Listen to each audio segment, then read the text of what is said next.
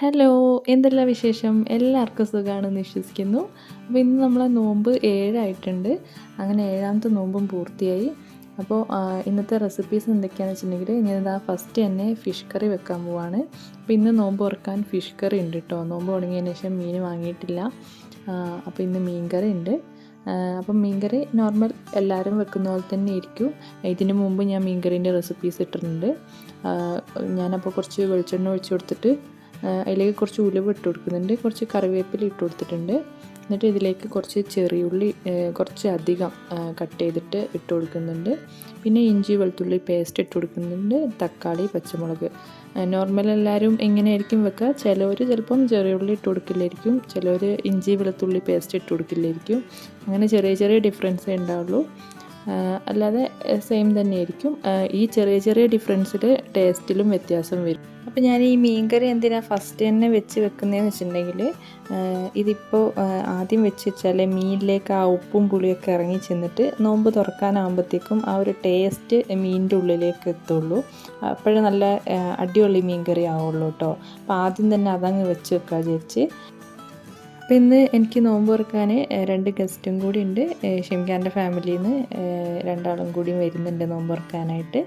അപ്പോൾ അവർക്കും കൂടി ഇന്ന് ഉണ്ടാക്കുന്നുണ്ട് ഫുഡ് കേട്ടോ. അപ്പോൾ അവരുള്ളതിനെ കൊണ്ട് തന്നെ ഞാൻ 2-3 സ്നാക്സൊക്കെ കൂടുതൽ ഉണ്ടാക്കുന്നുണ്ട്. അല്ലെങ്കിൽ നമ്മൾ ഒരു സ്നാക്സിൻ്റെ റെസിപ്പി അല്ലേ ഞാൻ കാണിക്കാറുള്ളൂ. അപ്പോൾ ഇന്ന് 2-3 എണ്ണം ഉണ്ട്.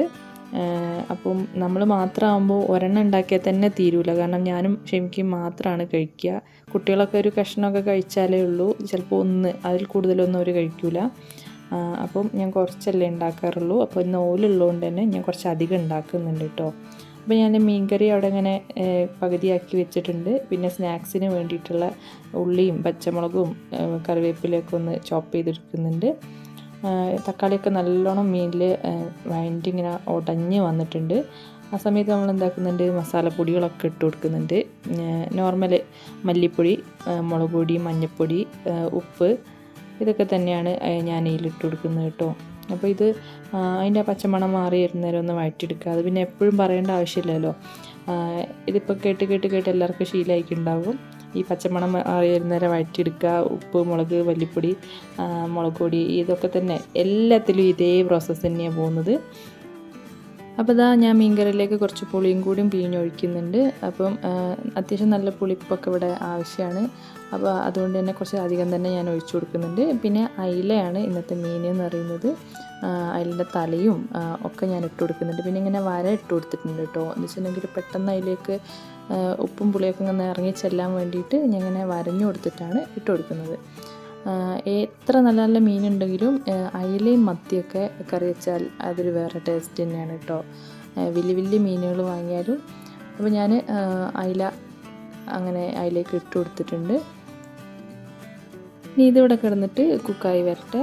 അപ്പോഴേക്കും നമുക്ക് എന്താക്കണം, സ്നാക്സിനുള്ള ഐറ്റംസ് റെഡിയാക്കണം. അപ്പോൾ ഞാൻ തൊട്ടടുത്ത് 2 പാൻ വെച്ച് കൊടുത്തിട്ടുണ്ട്. അതിലേക്ക് ഒരു പാനിൽ ഞാൻ കുറച്ച് നെയ്യ് ഇട്ട് കൊടുക്കുന്നുണ്ട്, ഒരു പാനിൽ കുറച്ച് വെളിച്ചെണ്ണ ഒഴിച്ച് കൊടുക്കുന്നുണ്ട്. അപ്പം നെയ്യ് ഇട്ട് കൊടുത്ത പാനിലേക്ക് ഞാൻ കുറച്ച് നേന്ത്രപ്പഴം കട്ട് ചെയ്തിട്ട് അത് അതിലേക്ക് ഇട്ട് കൊടുക്കുന്നുണ്ട്. അത് നമുക്കൊരു ബനാന കട്ട്ലൈറ്റ് ഉണ്ടാക്കാനുള്ള ഐറ്റംസാണ് കേട്ടോ.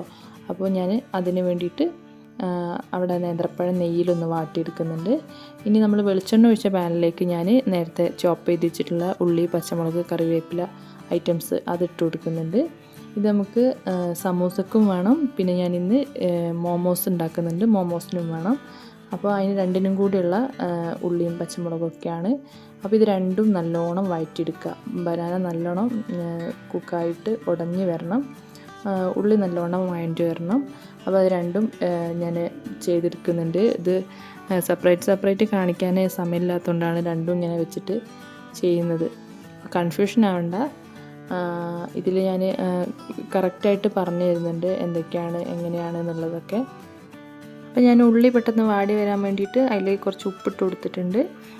എന്നിട്ട് അത് നല്ലോണം ഒന്ന് വഴറ്റിയെടുക്കുന്നുണ്ട്. പിന്നെ ഇഞ്ചി വെളുത്തുള്ളി പേസ്റ്റ് അതിലേക്ക് സാധാരണ നമ്മൾ കട്ട്ലേറ്റും ചിക്കൻ റോളൊക്കെ ഉണ്ടാക്കാൻ വേണ്ടി ഉപയോഗിക്കുന്ന അതേ മസാല തന്നെ. ഇതിൽ കുറച്ച് എരിവ് കൂടുതലുണ്ട്, പച്ചമുളക് ഞാൻ കുറച്ച് അധികം ഇട്ടിട്ടുണ്ട്. അങ്ങനെ ചെറിയ ചെറിയ ഡിഫറൻസ് വരുത്തിയിട്ടുണ്ട്. അതെന്താണെന്ന് വെച്ചിട്ടുണ്ടെങ്കിൽ നമ്മൾ മോമോസിന് കുറച്ച് എരിവ് വേണം. പിന്നെ ഞാൻ ഇതിലേക്ക് ഗരം മസാല പൗഡറും കുറച്ച് മുളക് പൊടി, ഒരു 1/4 ടീസ്പൂൺ മുളക് പൊടി, 1/4 ടീസ്പൂൺ മഞ്ഞൾപ്പൊടി ഒക്കെ ഇട്ട് കൊടുക്കുന്നുണ്ട്. എന്നിട്ട് അത് നല്ലോണം ഒന്ന് വഴറ്റിയെടുക്കുന്നുണ്ട്. ശരിക്കും മോമോസിൽ പച്ചക്കാണ് എല്ലാം ചെയ്യുക. ചിക്കന് മാത്രം ഒന്ന് കുക്ക് ചെയ്തെടുക്കും. ഇനി അതിലേക്ക് ബീഫാണെങ്കിൽ അത് മാത്രം ഒന്ന് കുക്ക് ചെയ്തെടുക്കും. ബാക്കി വെജിറ്റബിൾസോ പച്ചക്കറിയോ ആണെങ്കിൽ അത്, ഇല്ലെങ്കിൽ ഉള്ളി മാത്രമാണെങ്കിൽ ഉള്ളിയും പച്ചമുളകും മാത്രമാണ്, അതൊക്കെ പച്ചക്കാണ് യൂസ് ചെയ്യുക. സ്പ്രിങ് ഓണിയൻ അങ്ങനെയൊക്കെ ഇടാറുണ്ട്. പക്ഷേ ഞാനിന്ന് എന്താ വെച്ചിട്ടുണ്ടെങ്കിൽ ഒരു എളുപ്പപ്പണിക്ക് വേണ്ടിയിട്ടും പിന്നെ കുറച്ച് എന്താ പറയുക, കുട്ടികൾ പച്ചമുളകൊക്കെ ഇങ്ങനെ പച്ചമുളക് മാത്രമാണ് അതിൽ അധികമായിട്ട് ഇടുക, മുളക് പൊടിയൊന്നും യൂസ് ചെയ്യില്ല. അപ്പോൾ കുട്ടികൾ അതൊന്നും കഴിക്കാത്തതുകൊണ്ട് ഞാൻ എന്താക്കുന്നുണ്ട്, ചെറിയ വ്യത്യാസങ്ങൾ വരുത്തുന്നുണ്ട് കേട്ടോ.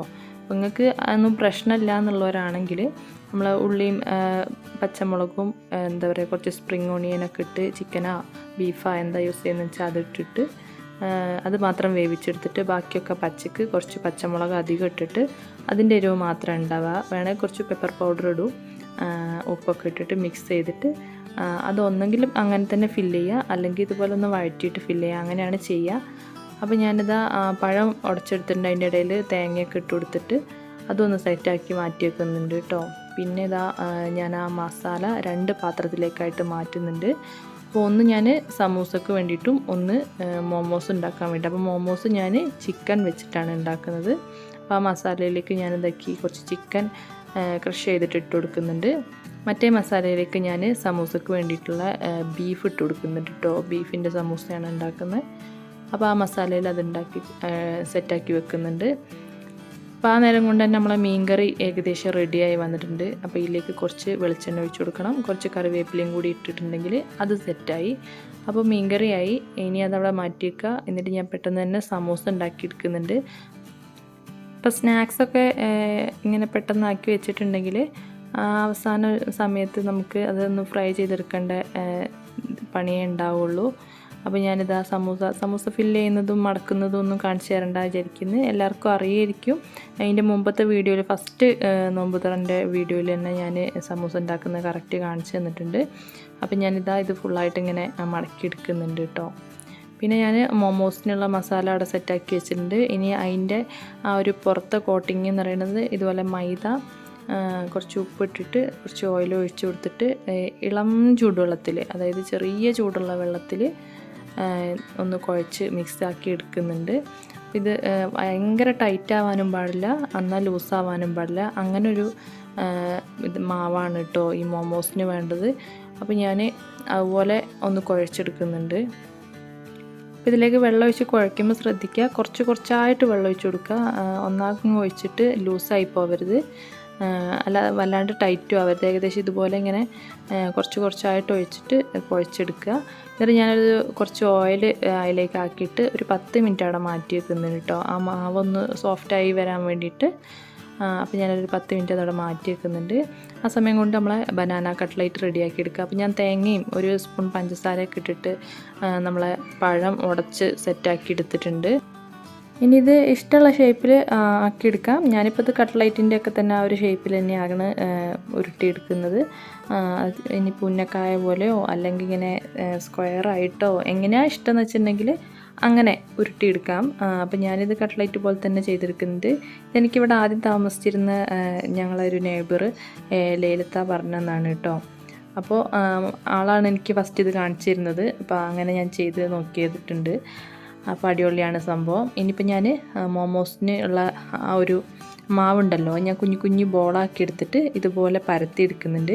ശരിക്കും പറഞ്ഞിട്ടുണ്ടെങ്കിൽ നല്ല ചപ്പാത്തി പരത്തുന്ന ആ ഒരു കോലുകൊണ്ട് ആണ് പരത്തിയെടുക്കേണ്ടത്. നല്ല കട്ടി കുറച്ച് പരത്തിയെടുക്കണം ഈ മോമോസിനുള്ള മാവ് എന്ന് പറയുന്നത്.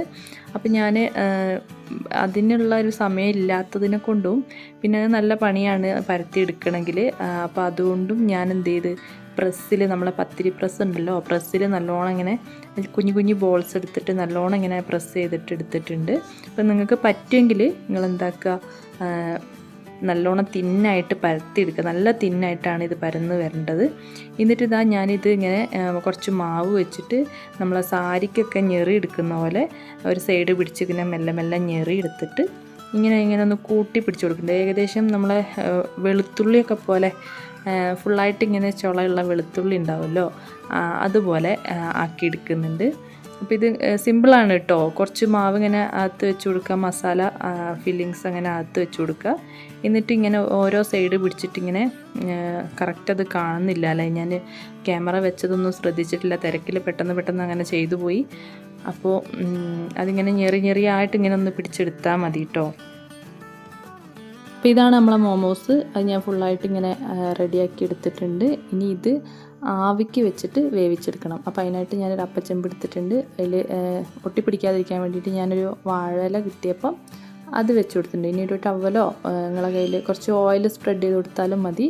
അപ്പോൾ ഞാനിപ്പോൾ ഇതൊരു വാഴയില കിട്ടിയുണ്ട്, അതിൻ്റെ മുകളിലേക്ക് ഇങ്ങനെ ഓരോന്നായിട്ട് ഇങ്ങനെ വെച്ച് കൊടുത്തിട്ട് ആവി കയറ്റിയെടുക്കുന്നുണ്ട്. അപ്പോൾ അത് ആവിക്കും വേവിക്കാം, പിന്നെ ഇത് ഇങ്ങനെ തന്നെ ഫ്രൈ ചെയ്ത് കൊടുക്കാം കേട്ടോ. ഫ്രൈ ചെയ്താലും നല്ല ടേസ്റ്റാണ്, ആവിക്ക് വെച്ചാലും നല്ല ടേസ്റ്റ് തന്നെയാണ് കേട്ടോ. അപ്പോൾ മാവ് കുറച്ച് എന്താ പറയുക, കട്ടി കുറച്ച് പരത്താൻ ശ്രമിക്കുക. എത്രത്തോളം തിന്നായി പരത്തുന്നോ അത്രത്തോളം മോമോസിൻ്റെ ടേസ്റ്റും കൂടും.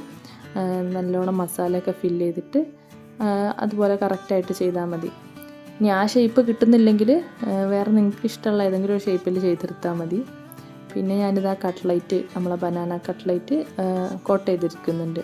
നമ്മളെ സാധാരണ നോർമൽ കട്ട്ലൈറ്റൊക്കെ ആക്കിയെടുക്കുന്ന പോലെ തന്നെ ഞാനിപ്പോൾ ഇത് മൈദേൻ്റെ ഒരു മാവിൽ മുക്കിയിട്ട് ബ്രെഡ് ക്രംസിൽ കോട്ട് ചെയ്തെടുക്കുകയാണ് ചെയ്യുന്നത്. ഇനി അത് മുട്ടയിൽ മുക്കിയിട്ട് ഇതുപോലെ ചെയ്തെടുത്താൽ മതി. അപ്പോൾ അതങ്ങനെ ഫുള്ളായിട്ട് ചെയ്തെടുക്കുന്നുണ്ട്. ഇത്രയൊക്കെ ആക്കിക്കഴിഞ്ഞു. ഇതിൻ്റെ ഇടയിൽ പിന്നെ നിസ്കരിക്കാനൊന്ന് പോയി, പിന്നെ അതിൻ്റെ ഇടയിൽ കുട്ടികൾക്ക് ഫുഡ് കൊടുക്കാനൊന്ന് പോയി. അതിൻ്റെ ഇടയിൽ അങ്ങനെ ഓരോരോ പണിക്കായിട്ട് അങ്ങോട്ടും ഇങ്ങോട്ടും തിരിഞ്ഞ് കളിച്ച് അവസാനം പിന്നെ സമയമില്ലാതായി.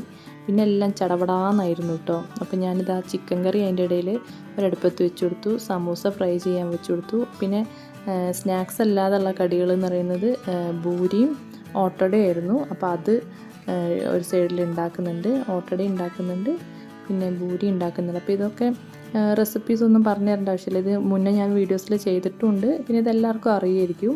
പിന്നെ ഒരു സൈഡിൽ കട്ട്ലൈറ്റ് ഫ്രൈ ചെയ്യാനായിട്ട് വെച്ച് കൊടുത്തു. പിന്നെ നമ്മളെ ജ്യൂസ് ഇതിന് മുമ്പ് ഞാൻ പറഞ്ഞിട്ടുണ്ട്, ആ സെയിം ജ്യൂസ് തന്നെയാണ്, ഓറഞ്ചും ചെറുനാരങ്ങയും കൂടി പിഴിഞ്ഞിട്ട് കസ്കസൊക്കെ ഇട്ടിട്ട് കലക്കിയെടുത്തൊരു ജ്യൂസാണ് ഇന്നത്തെ ജ്യൂസ്. ഇത് പിന്നെ ചിക്കൻ കറിക്കുള്ളതാണ്, തേങ്ങ അരച്ച് വെച്ചത് ചിക്കൻ കറിയായിരുന്നു. അപ്പം അതിലേക്ക് വേണ്ടിയിട്ടുള്ള വറുത്തൊഴിക്കുകയാണ് കേട്ടോ. അപ്പോൾ ഞാൻ അതിലേക്ക് കുറച്ച് ചെറിയ ഉള്ളിയും കറിവേപ്പിലൊക്കെ ഇട്ടിട്ട് അതിൽ സെറ്റാക്കി എടുക്കുന്നുണ്ട്. പിന്നെ ഇത് കൂവപ്പൊടി കാച്ചിയെടുക്കുകയാണ്. എന്താ പറയുക, ഈ ചൂടൊക്കെ ആയതുകൊണ്ട് കുടിക്കുന്നത് നല്ലതാണ്, അതുകൊണ്ട് ഞാൻ കുറച്ച് പാലിൽ കൂവപ്പൊടി ഒന്ന് കാച്ചിയെടുക്കുന്നുണ്ട്. അതും എല്ലാവർക്കും അറിയായിരിക്കും. ഇത്രയൊക്കെയായിരുന്നു ഇന്നത്തെ ഐറ്റംസ് എന്ന് പറയുന്നത്. അപ്പോൾ ഞാൻ പെട്ടെന്ന് തന്നെ ടേബിളിലെല്ലാം സെറ്റ് ചെയ്ത് വെച്ചു, പെട്ടെന്ന് സമയം പോയിട്ടോ. പിന്നെ അപ്പോൾ ഇതൊക്കെയായിരുന്നു ഇന്നത്തെ റെസിപ്പീസും കാര്യങ്ങളൊക്കെ. അപ്പോൾ വീഡിയോ എല്ലാവർക്കും ഇഷ്ടപ്പെട്ടിട്ടുണ്ടാവുമെന്ന് വിചാരിക്കുന്നു. ഇഷ്ടപ്പെട്ട ഒന്ന് ലൈക്ക് ചെയ്യുക, ഷെയർ ചെയ്യുക, അഭിപ്രായങ്ങൾ കമൻറ്റിലൂടെ എഴുതി അറിയിക്കുക. മറ്റൊരു നല്ലൊരു വീഡിയോ ആയിട്ട് കാണുന്നവരെ എല്ലാവർക്കും ടാറ്റാ, ബൈ.